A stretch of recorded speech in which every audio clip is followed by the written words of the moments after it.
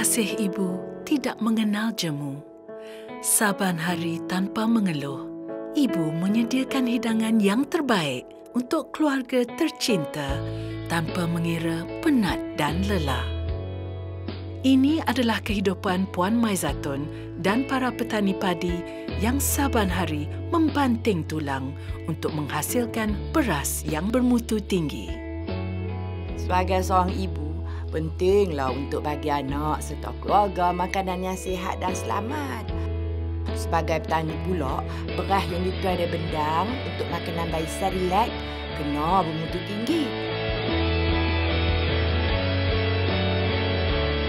Saya ni dah tanam padi ni dah lama dah.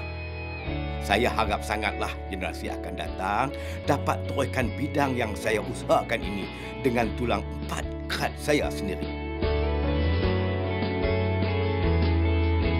Saya memang sedar hasil beras yang bagus penting untuk kami sekeluarga.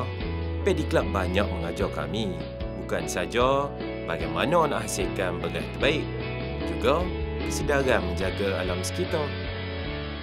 Usaha Nestle Paddy Club adalah untuk memastikan makanan bayi Cerelac yang diberikan oleh ibu sentiasa selamat dan diyakini.